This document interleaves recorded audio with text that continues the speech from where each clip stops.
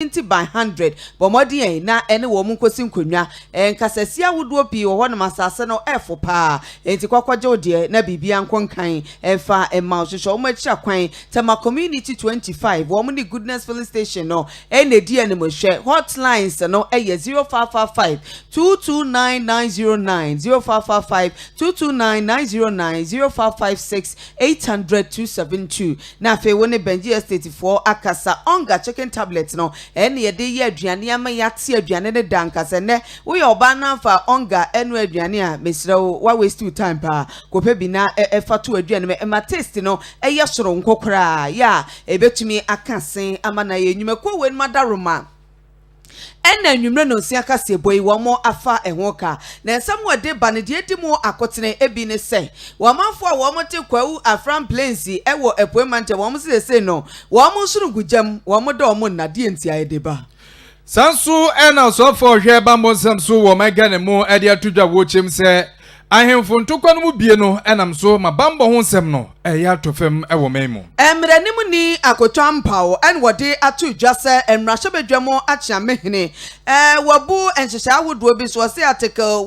108 na 296 1992 constitution wobu so ebra wo ma proper human sexual rights and Ghanaian family values afimpinu ni aduonu ebako bill no wo mo ede ko Ghana emrahye bedwam Penia ukopie mu ewo mampeni aso ya wobomodin a ba ni kitahudi adwumedi awodo so no wono hwe so Eugene wodi atudwa wo chese Ghana Catholic Bishop Conference wo nsem ya na no wodi betu dwa se wo mampanyini eba ne se wo bo Ghana ye sikasem ho eban se ne be yo manfo bi mfa kwa bi so wianso wo motom no wo chese o mampani yade a wabuso wan bomodin ndi so na so mpanifo yi de nsem aba wo chese nokre biara eni sanse mi mu a bedo mu asukonso na nmre wati nsem enno da ya wo mampanyi dada John Dramani Mahama wode na proboko na wieye na nam so ema wode kasa ye twato okra eba ne wakasa de fa corruption ho ya wozu se ebon ewo aban wei won mamamu mu neno na emuaye aba MPP amayoko no won ma beyiya no semchofo nhie mu ase ye de ba Transport Minister Kweku Oforiesi amanso dia tudwa wo chem se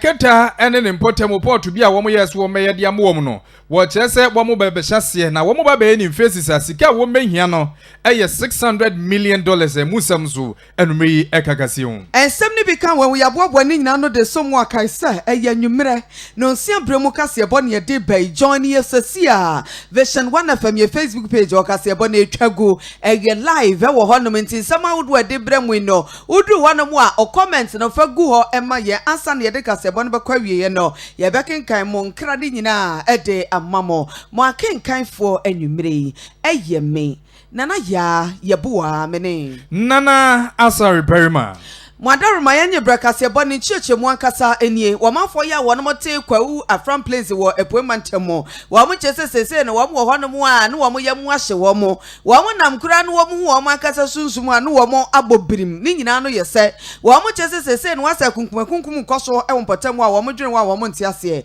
na ni nyina no ye nansan yantemo nipa baako ya yakum no efrati asefo asase eso wamafo no ekire se de ma ehu no bo wanomokura ne sase wamu duemu a amwoma hunu womu a womu di se nyambransam anase nipa wo hyese nipa yekum womu no ase ewo empotem wosamba kai a yebo amane ese wowura bi ya chese wodi akotene ewa mayesemu Dixon yawo eje danso na anu ya ena kyerese watu anananom ewo ensiedo na enipa ya womu kum no no womu susu se waka akronfo wrenfo ya womu di tuo kokro no boyi eho ya womu di womu dwuma wo kwawu afran plains ne mpotem ahodo ena kyerese womu kyerese anti armed robbery tax force no ene bo ni tuo ya watu anananom ewo ensiedo na nipa ya bra na owura yekum no no wose na nani tuamu wone nsamchofo akasa yentie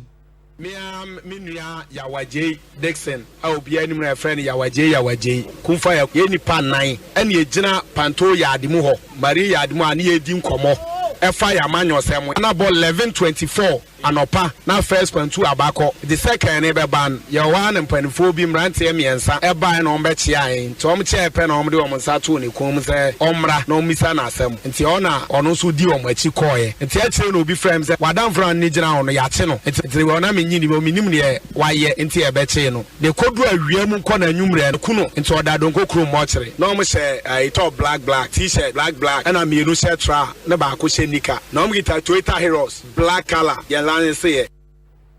enti wawura yi ekire se de yakum no no wone na nam na che se wo mo ebabe hu no do wo nsa etu ni komu a wo mo de ko ya ye hu ye na che se wato nananum ewo ensie do ensem ya ho no wo mo ne nsemchofo atwe nkomo no wo mo kire se we kan wa besem prensanie na asem bi etisa asi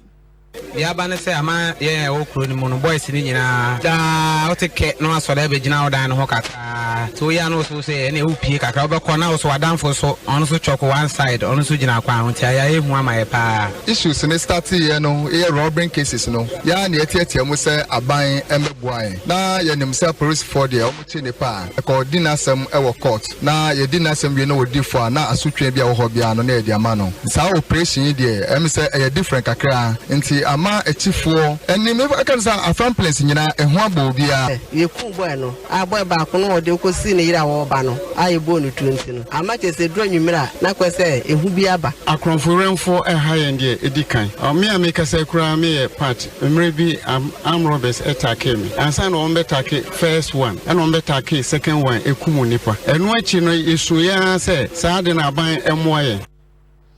enti womafo binim ya womote kwawu from plains na yekotie womni sese no esemi nti no mensi krache panyini e wompotamo Evans chei intiri woni samchofa twetwe komamo de ato process ahene Dr. Kufu Dampare wode tu nanimu se animanimu ya woma na mrante no ebi mra mpotamo na hobambo nsemo anyiri dankran e wo kwawu from plains ene ne mpotamo awodo no akacho manfo nyina wabo wonomo anoho base womo bambo ensem no womu ye nwadwuma enti womu dom na yenti 2 suspects bi omo pick no in the course of the activity no omienu ahwere omo nkwa abusua as the chairman of DISEC the first incident happened here I was out of the district second incident na me nam kwan so ameko meeting e okoforudua yen Radixon ageda nso de eno so esiye chairman from ayenuanu mienu a ma hwe omo nkwa afiri no akwa hia omanfo na ya assure them their full security say ma obia nsuro obia da onda as they were living their normal life ye be say so asere say anuanom bia almost they are indulged into robbery activities and no namso na akofa tension so about to district no ye be srom say na yewura IGP kan no say ye be pom chow sabe obia entwe no ho free saade no because emwa me srem na magina mo kasa fide so aka say Afram Plain South echi amount from and its surroundings all the entire populace obia da onda Nipa yekotie ni sese no eye Evans chei intiri wono na ye mensini krache panyini ewo kwawu Afram Plains yentu anumrensem no so na yenkonsem fufro so na so afọ wono ehweba monsem so ewo my Ghana mo meche National Security Minister eye Owura Albert Kandapa wodi atudwa wo chem se wo baga na hase ya hemfo ntokwa eyade bia hu eye ekwa so papa wo chese epeja papa ede ko nanimu na wo chese sani ebeya bambon sembe tumi agina brani wo man kunkuru Ghana mom na waba adehia wo ban na nipa bonfo a wono no wombe o man ye yo no wo behwese mrani ni bedie no kamia kwesa hemfo ntokwa ye empeja ni mu no eno so ka ho bie na ema ba mo hosem eto ape wo man mu entu wo besere se wo mohwe na wotumi ntu ana mo se na beya asa ne ma ekukọ ni na no eto ebetumi atwa na openin nsem no wo chem se wo ha mo gichemu no aduosia enum na wo hwe ache se ba ne ba mo nsem efa aya hemfo manso twen ne ade ntokantoko a wotumi se wo memu no etumi kọ animu enu nti wo de nsem tudwa workshop bi a wo mbo modern ye na wo hwe kwan obefa so se na beya ba mo nsem betumi agina ne nanso wo my Ghana mu enam so Emma Mrashebe Jofia Bejoku a womo bomodi ahwe bambo nsem so wo honum no wono ehia ye wo nkramantemu eno de sansemi tudwa yentie ni nsem ni bi. We know what the security challenges were. These days, there have been many more additions, if you like, to the security challenges. The domestic challenges have always been there. Chieftaincy, always a problem for us. I get a lot of reports on a daily basis. I can assure you 65% of them will relate to chieftaincy. In actual fact, the honorable ranking member has just come back from a trip to the north where he's been trying to assist in resolving some chieftaincy issues which are cropping up. Any ebusiafo yekotie yi Abed Kandapa wono ena we national security minister wodi atudwa se wo mohwe na ahemfo manso twen tukwantukwa no a emma sudwemba no wo beso ano ewo memo. Wogusu etie enweno sia kase profession 193.5 FM kwaso na fa messages no fama ne na ebrepam ya kenkan ni nyina ede amamo emrenim ni ba konya wodi ne djuma e wo Ghana ha eye owura akoto ampa wodi atudwa se emrahye bedwamo achia mehene wabu enhyehyɛ ya wodo adidi djuma e wo yemra batan no emwose article 108 no na afei 296 yemra batan ne fa ekulche no afe apema hankron aduokru mienu no eso na sane wabusuo no ene wo kyerɛkyerɛ mu sɛ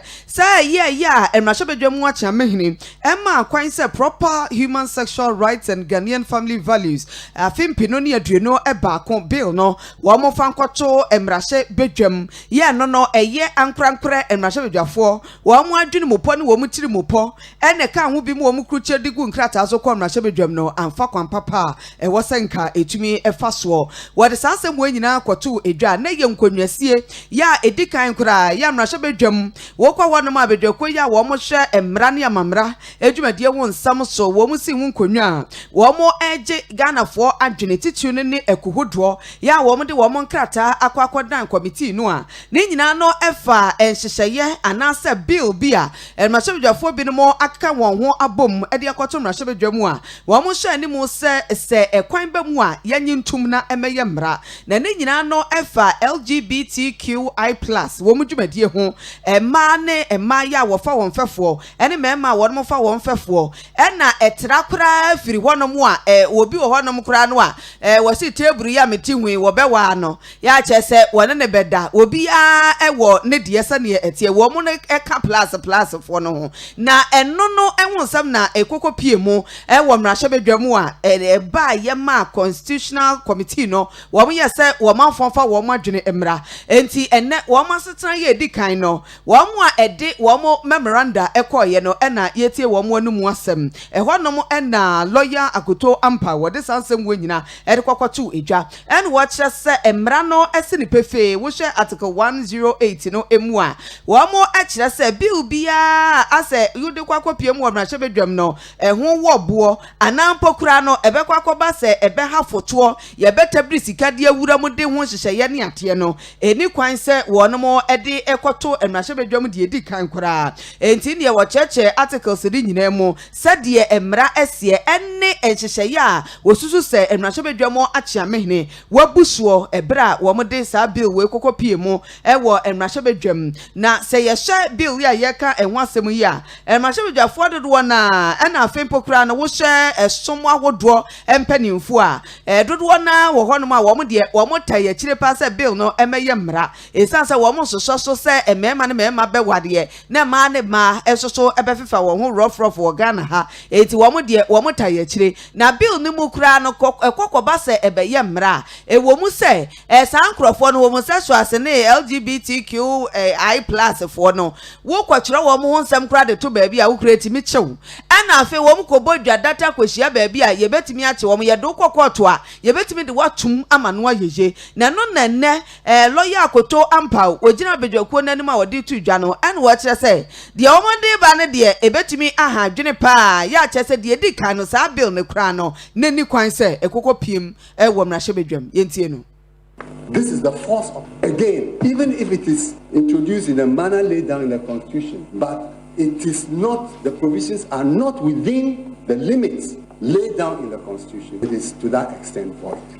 Our respectful submission here is that the bill has been introduced in Parliament not in the manner laid down. This is because this is a private member's bill, and under Article 108 of the Constitution, 2 and 3, it is the president or his agent who can introduce bills generally in Parliament. And where a bill, however, does not impose a charge on the consolidated funds or any public funds, then it may be introduced by a private member's bill. However, as we all know, and any discretionary power that is granted any person exercising a public function, like a Speaker of Parliament, under Article 296 of the Constitution, must be exercised in a reasonable and not non-arbitrary manner and without prejudice. And where it is clear that the Speaker of the Parliament, as in this case, has exercised his discretion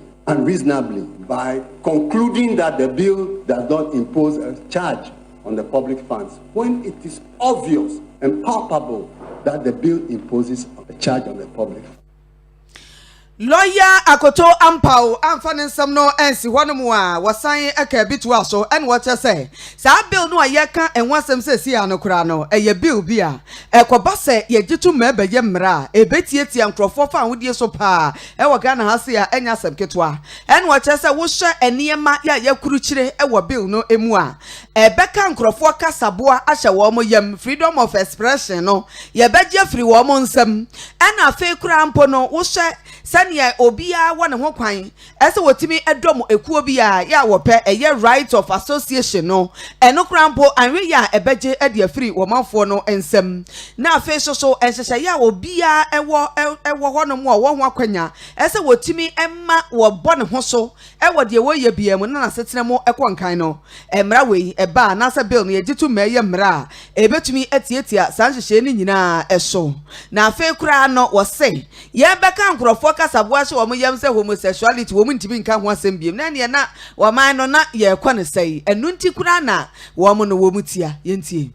This is a private member's bill, and under Article 108 of the Constitution 2 and 3, it is the president or his agent who listing duties on the Ghana Police Service if the bill is to be effectively enforced. It is, in our view, a measure of the ultra extremism and totalitarianism of the bill that it somehow succeeds in violating virtually all the fundamental human rights provisions of the bill. Just one bill, one law, somehow has managed to violate every fundamental human rights provision. What do we mean by that? Now, by stigmatizing in the memoranda the LGBT community as inhuman or a taboo or alien to Ghanaian society, the bill grossly violates Article 12, guaranteeing the fundamental human rights of every person, subject only to respect for the rights and freedoms of others and the public. It equally violates Article 17, Clause 1 and 2, on equality of all persons before the law, because it separates LGBT persons as if they were not human beings. Ebchafo nipa yekotie ne sese eye lawyer Akoto Ampa wono ene ginemo ema concerned Ghanaian citizens wono nipa odi kan abedwako no okopie mo ewo manimu a wode ne chechemo ekoto edwa na ne nsem yi ekire no Ghana Pentecostal and Charismatic Council GPCC4 wo mo soso de ato edwa ya wo mo kire se wo mo de wo mo ponko pentempa wo mpese basahare so no empanifo hye sa bill no wo mo hye no wo mutumi egitum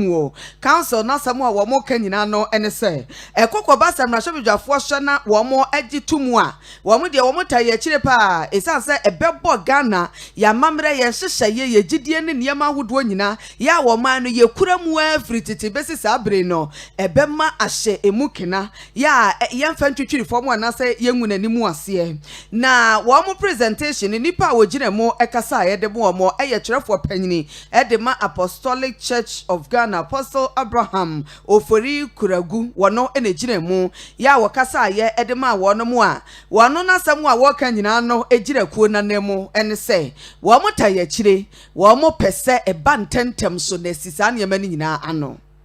The promotion of the proper human sexual rights and Ghanaian Family Values Bill 2021 is seen as very critical to the work of this 8th Parliament of the 4th Republic. We are of the firm belief that the passing of this bill into law, which we expect will come on, will give eloquent expression to the sovereign will of majority of the people who Parliament represents. We also see it as a very bold attempt to to win this dear nation of ours from the dangerous notion that anything foreign is deemed good for us. This nation has been inundated with all forms of foreign values, and we see this bill as a very bold attempt to dissociate Ghana from such a menace. Because we see the bill as trying to customize our distinct values as a people by creating a situation that will preserve the sanctity of our time-honored values as a nation, which is free from the pent-up opposition of activities clearly alien to the nation's fundamental disposition and value orientation. Finally, the Ghana Pentecostal and Charismatic Council therefore throws its full weight behind the bill and urges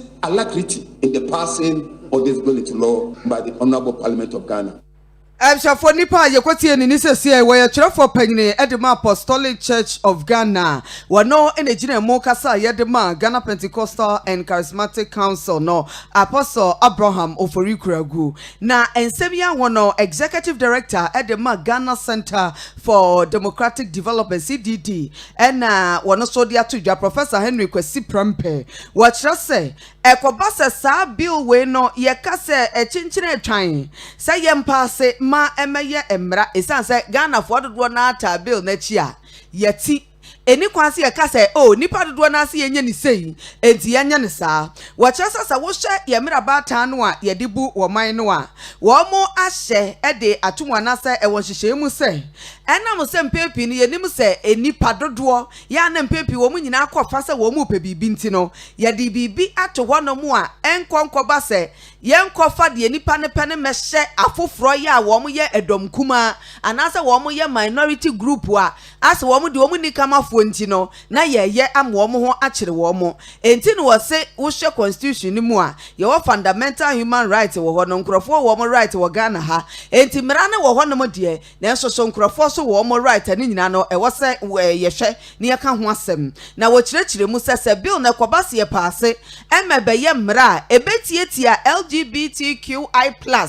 community no womu ye gay for lesbian for bisexual for any womu maka no ebetietia womu efa ahudie hu nsem so na kwabasa aso a Ghana ha mu na sesi ye kwachi gay for a ebi mutimi buru womu a siba womu ne yesa kwahya mrade ataye kyire ye betietia nkrofo fa ahudie su yentie no. When we go out and do a survey and we ask to judge the levels of tolerance of the population vis-a-vis various categories of persons, we do that not so that the legislature would then sit and say, oh, 97% of Ghanaians are intolerant of LGBT, therefore let us criminalize them. In fact, in my view, the more reasonable meaning to put to that is these people are vulnerable. It's a vulnerable minority. They need enhanced protection. In that same survey, Ghanaians expressed tolerance of a lot of things. Wife beating Ghanaians, a majority. You can, I don't know off the top of my head, right? And their supporters have made much of this CDD survey. And I'm saying that what that survey should tell a legislature, it's not that they should go and criminalize the already vulnerable minority that is facing such mass intolerance from the public. Section 104. Sure, I'm aware that the bill, the consequential provisions of the bill do not include an attempt to amend 104. But in your memo to the bill, in the sponsor's memo to the bill, they make reference to 104. Say 104 probably needs more contemporization. It's 1960s. It's old. Nipa yekoti enini no Professor Henry Kwesi Prempe wono na ye Executive Director Emma Center for Democratic Development. Na watching mu no na no Joda na Ghana Catholic Bishop Conference. Wo mo bo mo de nsem bi ebetu dwa wo mo nsem wan wo mo kani nada tifido to emantema nkro wa mu na dwumadi ntumi ko so enam so wo mo chese wo mampeni na nadoda kwakufoto eba ne se bia ye mbo Ghana ye sika ho ban se ne be ya kita se dwumidi project kankan no ye betumi akokode pa de atu ase wo mampeni kan ye wa bra na wo pretumi ni se oba obehwe so obebo Ghana ye sika ho ban pa na wo mo chese sansem a Ghana mampeni na nadoda kwakufoto de tu dwa na wo mo de tumi ni hye ne nsa wo bai wa feli poto wo namba bi ena nsem wo kan ne so enamba bi na wo mu wie che no wo san so de tudwa chem se aben ye wo so no kame akwa se wo no angasa mu no won se da ni abadaye wo ni ayem hyehye wo ni ahumabro ma obia o Ghana ha wo ka bibia wo vi ene ade a na sansem ye beto dwa yi ena nam so akokopie mu wo mampani aso ye a Wopenia wono eya manebo bofutene ewo honom eye Eugene Ahen wode nsema tudwa wo chese ensemu a Ghana eya Catholic Bishop Conference wo mde betu dwa no wo chese enyina so papa biada enhyede nimu a wo hwe mampani na nadodan kwakufu ado ni dwumedi a wabedi ewo memo no ogusu die na wo chese wabo adwuma papa enu nti ensemu a wo mo ka no kamia kwese ya tro na ada bie na afenso kamia kwese haise bola suja no wo hude mu a be usampeje tuato na haise propaganda bi en wo mo yaye ewo memo a wo peni Eugene etumi a kyensemu na wo chese Ghana mampani na nadodan kwakufu ado ni nyuma pa wo ye ewo Ghana hanti na namso a Ghana fo wo bobo modin eto an so emprenu so a wogusu ebo ban se na be ya obeji Ghana fo e de fio hawo ene atetimu enti ensama wudo opini no e de tutwa no ye twibigu maso a yentie ni sem ni bi. Particular interest to us at the presidency are the comments made by the respected Catholic bishop to the effect that, and I quote, the expressed commitment of the President of the Republic to protect the public purse, a promise that citizens welcomed, seems to be an illusion now. Inasmuch as this administration is extremely tolerant of divergent views and welcomes criticisms of its work, we believe that these criticisms should be well-founded and well-grounded in fact, as this is the only way an honest conversation devoid of malice and propaganda can be held. NAPCO, which has brought relief to some 100,000 graduates, would not have been feasible if the public purse was not being protected. The effective rollout of the National Identification Card, which has seen some 15.6 million Ghanaians issued with ID cards, up from the 700,000 issued under the 8 years of the Mills Mahama government, would also now have been possible if the public purse was not being protected. Now, our government has also found the resources to undertake the largest construction of road infrastructure literally in Ghana's history. Ghana, under President Nana Addo Dankwa Akufo-Addo, has recently been adjudged as the first place to do business in West Africa. Now, human memory may be short, but it cannot be so short that we've forgotten the free food, free electricity, and free water that were provided en masse by government to the most vulnerable in society. Eni egutie yi eyowura Eugene Ahen wono enehwa mane bonsem so ni nkitaudie wo mampani aso ye na wowie mu no en wosan so di bi tutu abo chese ensem bi ni na momonte o manfo bi kaso Ghana mampani kura wotu kwa gogo pie mu Scotland memu ene Glasgow mpotemu okwakoye nhemudi ani nada efa ewiemu sakyraye ene hu dwumedie no wodi nipa 337 en wodi wo mkoye ene openi cheze na zanze mu yehu na de beka ye ene wo cheche mu a wo chese enipa makomako aduonu na 24 pe ena aban ne fa won mu nyina ho ka asoye wo mhwe amanebo kokoko pie mu Ghana hase ya wo mo hwe amane ya amano ne ho nsensem so ena afi so asoye hwe Ghana wobade ne pa odi adom ye nyina so no wono so eka ho bia afi so ebe na nyina mahoden a wo so afo no so edimu tintiman na afi so eba ne mpotem eno so ne so afo ene wo mo a eye adwuma amampani aso ye honom no wo mo ena omampani ebo moden a wo man ne efa wonom ho ka na mmom no saa nipa dodo a wo maka ho a wo mo ka se na Ghana sika ne ye de kwagwo se no ni ade no wo peni no esan so chimu yenkoti. The Minister for Energy, the Minister for Lands and Natural Resources, and the Minister for Environment, Science, Technology, and Innovation, as well as officials of the Presidency and Foreign Ministry, or fund 337 Ghanaians to a categories of persons who were permitted to attend COP26. And these are 1. United Nations and related organizations and agencies, 2. Media and non-profit organizations with observer status, and 3. Representatives of parties to the convention and observer states. I mean, from what we've seen so far, it has been shown that not all 337 persons who registered as participants indeed attended the summit. I mean, there were media personalities as well as reps from TSOs who were captured on the list of 337 persons and who have also confirmed that their trip to Glasgow was not funded by government. So for the avoidance of doubt, let me place on record that the official presidential delegation, emphasis on presidential delegation, comprised of 24 persons, including the President, the Minister for Foreign Affairs, the Minister for Energy, the Minister for Lands and Natural Resources, and the Minister for Environment, Science, Technology, and Innovation, as well as officials of the Presidency and Foreign Ministry. Enweche no ora Eugene Ahen sanso treso ekọ ni semu chese wamampeni na nadoda kwakufuato wode nani bechemu akwakopie mu ewo Paris abrochimemu ni nane se UNESCO for wo mfinhia da no mfinhia no makomako aduosonum wo message medie bi ho fa ho no ma nti enam so wamampeni ekokasa wase a wɔn headquarters ɛwɔ Paris ɛwɔ no bɛkɔ akɔkasa ɛwɔ ase no wɔkyerɛ mu a na wɔn mpanin nsɛm a wɔkɔka ne nada wɔkyena da fiada no ɛna wɔbɛkɔ akɔka no na wɔkɔ akɔka nsɛm a ne nyinaa mu no nhyehyɛ ahodoɔ ɛne deɛ wɔn hwehwɛ ɛde afiri UNESCO foɔ nkyɛn wɔ afia ɛde yɛ anim a ɛba ne mu no na ɛno akyire nso no ɛyɛ memene da November bosom ne da ɛtɔ so edumiɛnsa ɛde kɔsi November bosom ne da ɛtɔ so aduonu no Ghana mampanin na Nana Akufo-Addo sɛnea Ghana mmara ne teɛ ne nyinaa no wɔbɛbɔ mmɔden akɔ akɔgye na home wɔbɛkɔ akɔgye na home ɛno no yɛ nnefoɔ makomako ɛnson ɛna ɔde kɔ akɔgye saa homeɛ no a Dr. Mahmoud Baumia Vice President wɔno ɛna ɛbɛhwɛ akyire sɛnea Ghana mmara no ɛsiɛ. This afternoon, the President will lead the Ghanaian delegation to attend UNESCO's 75th anniversary ceremony, which is being held at its headquarters in Paris. The UN Charter, which came into effect on 16th November 1945, provided for the creation of a specialized agency in the fields of education and culture, and the President will, on Friday, 12th November, deliver a statement on the impact UNESCO has had in Ghana and what Ghana expects from UNESCO in the coming years. President Akufo-Addo will, from Saturday 13th November to Saturday 20th November, take a much-deserved, long-overdue 7-day leave of absence, during which he has also accepted an invitation to preside over the panel that would adjudicate a debate in the French Parliament on the trial of progress on 19th of November. He's expected to come back to Ghana on Saturday, 20th of November, and in his absence, the Vice President, Alhaji Dr. Mahmoud Baumia, will act in his stead. Eno echi no ora yujina hensanso e de petu a wo chese Ghana mampeni na Nana Akufo-Addo aye na dwese Ghana ha juntini a wagidin pa aye na nuada obade hyehye mu no wakɔ na homgye mu wabefa na edu afiri atasfasa sizo aye Nana Kwame Ampedu wabɛbɔ mɔden ahye n'animonyam ɛwɔ bra wɔn ebesie no no emu no wɔsanso akyerɛ mu sei. And finally, the President has also taken the decision to honor the late legendary Ghanaian highlife musician Nana Ampedu with a state-assisted burial in honor of his services to the growth of Ghanaian music.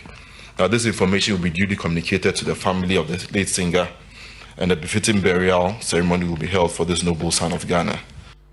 Eni ya yekotie yeyi ayora yijin ahen wono ena akopie mu mampeni aso ye hono ma wo hwe nkitahudie ensem so peni kwanchefo da no NPP amanyokuo no en wo mde nsem bi ababeto edwa na wo mo kire se wo mampanyin dada John Dramani Mahama ne nsem ne kwadu bi a wo bo Ghana mampanyin na Nana Akufo-Addo ese na memuo emu no dwirimudie keta se hye proye kankan edi tintiman ewo mu no wo mo kire se wo mo ne no enya dwene ensem chofo nhia mu ase na de wodama ne bo ano Director of Communications Adema NPP amanyokuo no yaboabia Samoa wode to edwa se Wewura Mahama ubetimi akasa dia fa corruption ho se dia wupe bia nanso so no wunni nyinaso ese wobeka se ebia wo mampanyin na Nana Akufo-Addo oye corrupt anampo kura no wa kura no wuntimi enko dwirimudie kitase ne proye ne kankan ebi kura se o sa be ye mampanyin ebiemu a na wo kire se ewo mampanyin dada John Dramani Mahama na mamuo mu no se mampanyin no en wodi ahokire ye mu oden eba Ghana fo so yentie ya no country make it as chene proye ehwase enso ho kwan so di honko na emom no obo no safo hene ti won na ebe ko dream make it as chene proye dia esre so odo akasa de wi no nam hodo keta as chene proye ensem ado kro wi die no enye bi nie ono ni first vice president otia kunwa so Ghana ha the president T committees here hwehwem na ya suma no so onkoto aircraft in free Brazil na friends chobu kesi pa na akodim government official one there ehia pose meka no ha e wo yukwa omde twen obokwa ko yi na no ansana shifting switch interoperability ye ne IFFF ye obi emimia ne phone so na okọ na nimi enko okọ no $1.2 billion na owura ya boabia Samoa amana so hono mo a wosan ade ato idwa se wo mampanyin dada John Dramani Mahama wonimu pa sa fimpino ene aduono abato no awia bomo eni da ho fan ya aka na sichine frakadam bia amamuo na so no wabunani aguso ese de abato no obi wie mu no esanse wono ankasa no we pesemi nkubinya ni amunyina amoti wose chinchim ne nsa asojafo ena chinchim ne nsa ene ji election free nsem enye sa de ankade wo ya his excellency president mahama na misire kan ono nko ane da yeso oni ni paka kre bi pe ene woni NDC ni mu a omo so ne mfi a okika kansem sa evisa manonefo e ba election omsi ne mu ehwa Ghana fo kodiofo mo so manonefo na sine susisi ne mu ehwa sentrefo mo da ne die no omsi ne mu ehwa na do kra yi vigilantes free adie no emamu ye peche fe eno chi na do aban nko a ene tua sa election ka NDC fo aka election kwa kianye mo kai dom yeye omo mpini mienye register yi kire vanko si ha enso na do gina ne naso electoral commission gina ne naso tua election ka emamu da ho fine afei wachasa MPP amanyoko no wombekoso adebuo enini die ama Ghanafoɔ enne se afei soso no kabimam kabi ene dodo amamuo ebeye adwuma die koso bi sesie bia ye gitum se ye ne mo na o siesie se ye petro ekoso se ahokire bibi e wo bia na ho sunsanso o nti o si gina se sunsanso no ene ho nimdie so ni nyina ye hwebom ni eboa ni siesie ho na ye kase ye di nsem a your mama kan chi se edin ne dia ye die no tuma nse bia ni ho a o de be siesie edin nti ye besa akọ echi MPP e wogidi da Ghana fo e wogidi se mo be so yi e wogidi se mo be ta echi na yin nyina yakoyanim YEBOAH Samoa Director of Communications adema MPP amayoko ne eni kotieye Vishwan and Meno Zaka Seboni Gusu Ayade Esumbono Yamora Fufromo na Transport Minister Kweku Ofuresiama Adia Tuja Watchese Ghana hase no kopiemu awoketa no framantemua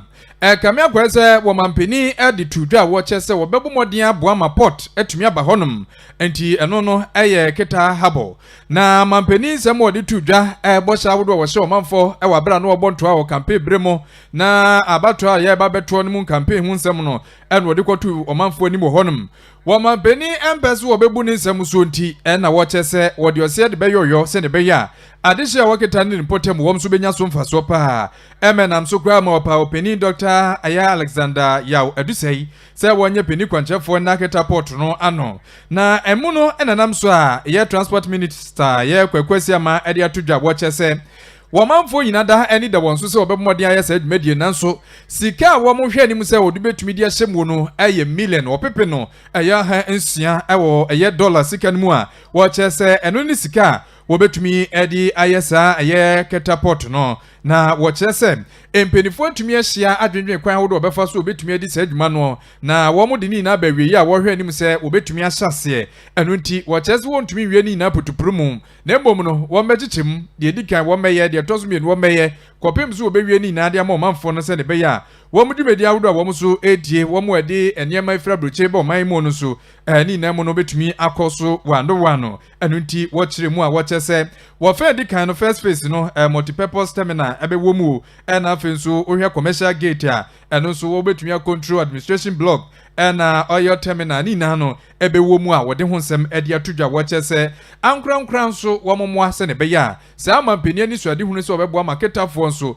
porti wo matumi anya bie ma dwumedi awodo atumi akoso ma Ghana nso yenso ye economy na pagya mu no wo momfa wonmase mesumu emfemo ma ye ntie ni nsem ni bi. Pleased to report that the findings of the feasibility studies are positive. The study shows that the project is very viable. However, it is a fact that the projects of this nature are highly capital intensive and government on its own may not be able to finance it all. We are gathered here today for this market sounding event because of our commitment and belief in the private sector to support government. And this Any ononyamfo kwakwasi ama transport minister wono no na wakasa wiye no na wotitrani de ema Ghana Port and Harbour Authority Gapuha ura osei Isaac osei wono so edeni semdi tudwa wochese adehia waketa ne mpotem no wochese sa dwumedi beba so pa mo mewie nso ede amamse ne beya mo ankasa mu ene wo mo ede wo hu behye no ebema dwumedi na tumi akoso wano is to ensure that no interested party or stakeholder is left out as we get into the subsequent phases of this project. Hence, our determination to ensure that your inputs are captured and incorporated into what we have. Any equity, Teacheni, Edma Ghana Port and Harbour Authority. Achim da Divisional Police Commander wo epuemantemo and wom dia to just say wo mu hwehwe wo wura bi ya wo mu susu say eje to Diamond Nest Sawmill ya wo asere wo asere manso akroso mensi emu no wo susu say wonim hu bi enti wo so wo bebo ma nhwemu ahodo eso etumi ekonkan aposifo kire say nipa wo de nsemi ebedan wo mu no Richmond dankwa na wo kire say woni wo wura kro no ya wo si dia dodo na de fra no ne ekoyo wani koye no nya akasakasa wa asase no sawmill no esisuo no esan se na emse koye no che se asase no ye ne dia enti wo mu ya akasakasa kakra na watchentem pepepe eneja eto sawmill ndi abon suspects ya che se wabo aposifo amane a say no aposifo se wo mu hwehwe ne dendenden enso mu nya hu no se de be obebo ma hwehwemu atumi akonkan DSP Beniza Tete ekasa edema epuemantemo aposifo yentie no. Police in Akimoda are investigating a case of a suspected arson at Diamond Sawmill in Akimasene. The complaint was lodged by one Richmond Dankwa of Asene. His complaint was that about a week ago, one Koyo came to the sawmill and there was a confrontation between the two of them. The Koyo actually said the land belonged to him, but the manager of the sawmill, the Diamond Nest Sawmill, actually told him that he bought the land from the chiefs. So there was a back and forth and that ended their confrontation. So early this morning, the report was received by the Akim Oda police that there was a fire that is ravaging the sawmill. Emshafo nipa yekotie ni sesie DSP Beniza Tete wono ene kasa edema epuemantemo aprosifo na edi no ekro no asene wo asene manso akroso asene wo se wo yom pesu aso wo firi asene manso akroso district me ya chimesi oso dishu ayo yento aswe yentoa enumresem no so na yemowranse fufromom na ejuada aye obubobu sumene de tosudu enum 15th November eno ena enkwada womo ewo eye junior high school womo kwakotro BC so hwe no ye basic education certificate examination na Ghana Education Service in sema to job watch says abredie woma se womanfo a wobehwe won so achechefo womo ebebo baage ban yina se womo hwe se COVID-19 hihye no wodi begu apon so se ne beya nkwada ni na bedi so ne nkoba ne se so hwe a womo kwakotro no womo kwakotiti ade no ebie na peni a wono ene ba na mane bonsem so ewo Ghana Education Service wono ene tumi gine mu ekasa ma wom eye Cassandra Chum Ampofo mami en wodi atu watches supervisors invigilators and one more can win no will be a bebon homodin say won be COVID-19 so our centers ahodo ni nemu ni no former akumaku enum and woma yidiesi won mo editorial so here centers no year 2158 wo my Ghana mu ina na nipa akwakotro so hwe nkoda yi wo mo so ye 571,894 wo mu ina da wo mo agya tum se ampa wo madum pempenso bia so mutumi etoa wo mo mensua so enti we eyen so hwe wo mo kwakotro se ne be ya wo benya akwanya na free senior high school ekoso yi wo mo so atumi edwon mo akwakohye mu biem na invigilators any penifo awodo de the schools ahono nyina no wo no wo ahia atumi atwetwe nkomo ede afa ho a wo mo ede atudwa wo chese wo memmodi afi wo manipa anti wo mu ka che nkoda ne se won hwe wo hu yie wo be wia nso hwe ne mu aye besu mu de wo mehwe se emra no ene wo ebidi Mami Cassandra Chum Ampofo ne nsem a wotumi di tudwa no yenkotie bi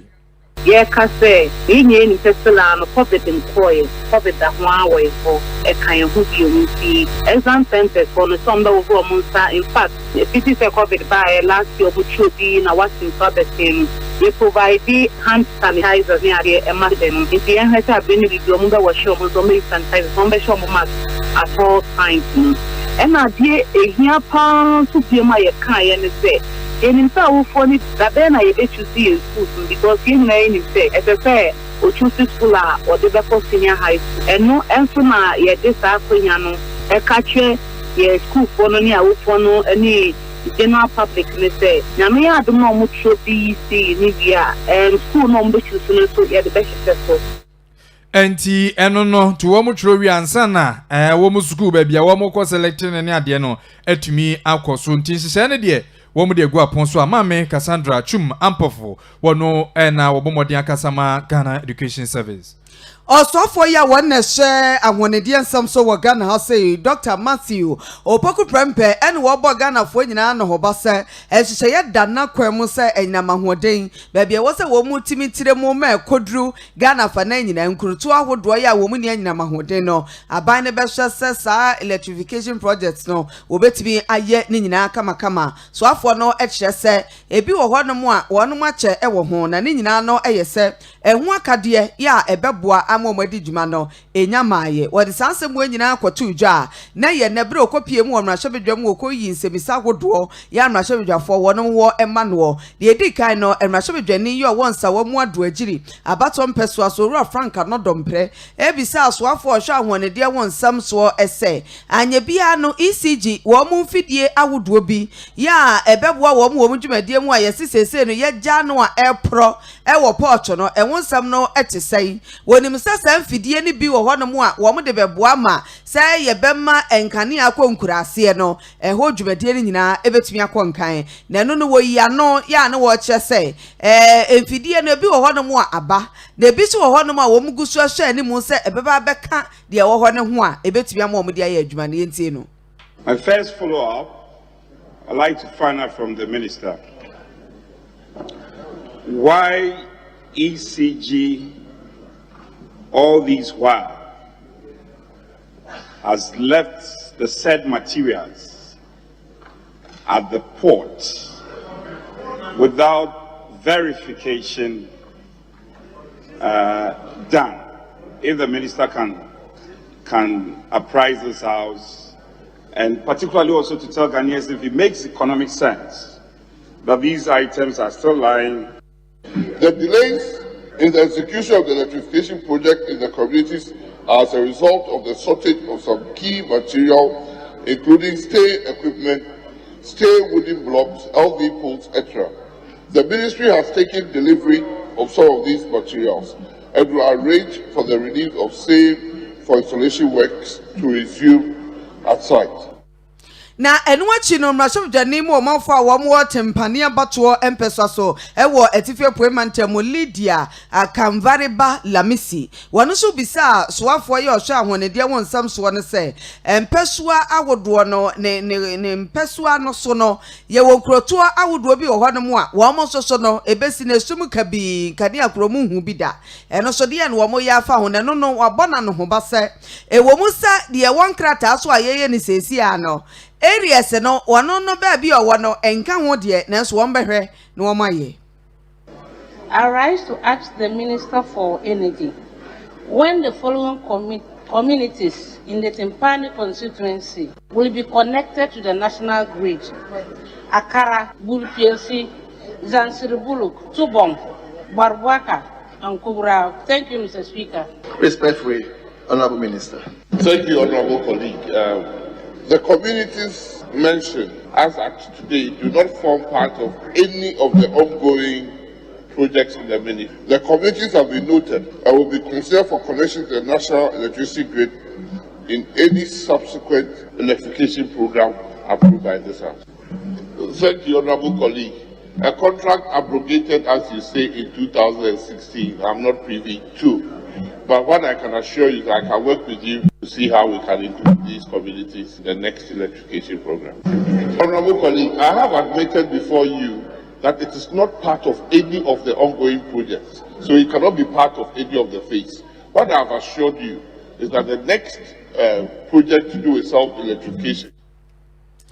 And what you know, as a visa back when you chat to ya umbisa no say project Lankasana ebrebe and one beshase and what did you just say was sure any more say Bosnia ya wom de bedi jumano and Rasha bedrum one beja to woman tumpe one beshase. Mr. Speaker, I would like to know from the Minister when he indicated they will be considered in subsequent phases. Specific timelines are there. Yes, Honorable Minister. The timelines. Mr. Speaker,